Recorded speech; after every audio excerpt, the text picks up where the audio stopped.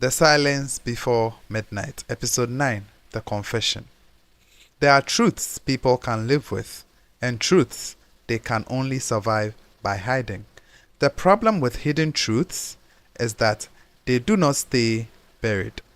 They leak into sleep, into silence, into the spaces where your name sounds different in your own mouth. Kojo Bedu sat alone in the studio. The receiver rested in its cradle. The line was quiet.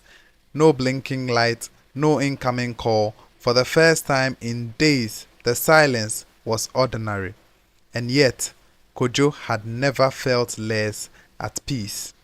Because now, he knew everything. The junction, the man on the ground, the crowd, his own voice telling them to wait, telling them not to help, leading others into the comfort of inaction. And a man died inside that comfort. Now listen carefully, because this is the moment many people misunderstand. Truth does not automatically free you. Sometimes truth traps you first. Kojo looked around the studio, the microphone, the console, the chair where he had spent years speaking to strangers about courage, about regret, about second chances. How many times had he advised people to be honest? How many times had he praised accountability? How many times had he used words he had never fully given himself? The clock on the wall glowed 11:32. Still early, but tonight time felt personal. His producer knocked gently and stepped in and asked if he was ready for the show. He nodded. Too quickly, too falsely. The producer paused, studied his face, then said something simple. Kojo, you look tired. Kojo almost laughed because tired was too small a word. Exhausted was too small.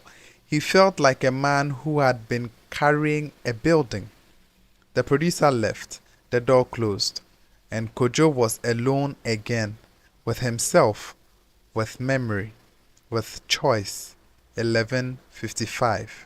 He went live. His opening music played. His microphone came alive. The red lights below the booth glowed on air. Kojo leaned forward. And for the first time in his entire career, he did not begin with confidence. He began with honesty. Good evening, Accra. His voice was steady, but softer than usual. Tonight I won't be taking calls. A pause. Small, heavy. Tonight, I need to say something. Across the city, radios played in bedrooms, in taxis, in roadside stalls, in security posts. People listened. Some casually, some attentively, none of them knowing they were about to hear the real Kojo Bedu. He continued. A few nights ago, I began receiving strange calls. He stopped, corrected himself. No, that's not true. Another breath. A few nights ago, I began being confronted. The words settled into the room. He spoke of the junction without dramatics, without excuses, without hiding behind confusion. He described the road, the man on the ground, the crowd gathering but doing nothing, and then he described himself. I told people to wait. I told them not to touch him. I told them someone else would come. His voice thinned just slightly, but no one came. Now all across the city, listeners had stopped what they were doing because confession sounds different from storytelling. You can hear when a man is standing in it. Kojo closed his eyes and said the part that mattered most. I was not powerless. I was persuasive. He gripped the decks, hard enough for his knuckles to peel. And because people listened to me, a man died without help. No music, no sound effects, no dramatic pause needed. Reality was enough.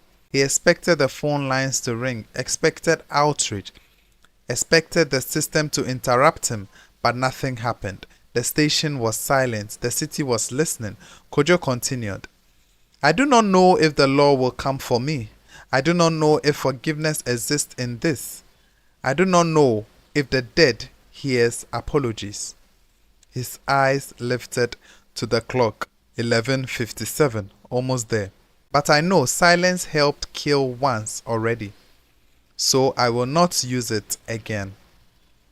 He leaned closer to the mic, and then 11:57. The phone line started ringing. One light, steady, waiting.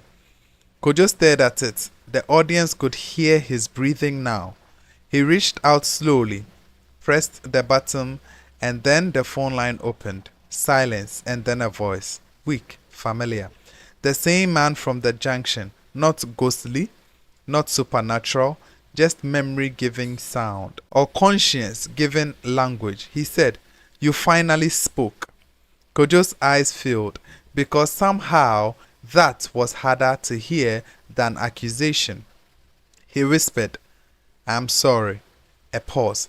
Then the voice replied, Sorry is late, but truth is on time. Kojo covered his mouth. The tears came quietly. No spectacle, no breakdown, just the private collapse of a man in public. Then the voice said one last thing, not cruelly, not gently, but simply.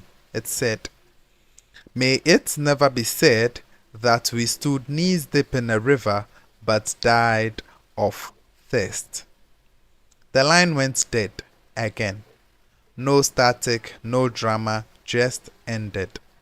Kojo sat still, breathing, shaking, changed, and outside the booth there was sudden movement, footsteps, voices, his producer at the door, security behind him, and farther back, uniformed officers. Someone had called them, maybe a listener, maybe the station, maybe no one needed to. Truth has its own address. The producer looked broken-hearted. Not angry, that was worse. Kojo stood slowly, removed his headphones, looked once more at the microphone, the tool he had used to hide, the tool he had now used to confess. He walked towards the door, no resistance, no arguments, no performance, just consequence. And as he pressed the lock, it changed. 11:58. For the first time, time had moved. This, my dear friends, is the end of episode 9. Tomorrow, we'll continue with the final episode, episode 10. Thank you for staying with us through episode 1 till now. Remember to follow this page for interesting stories such as this.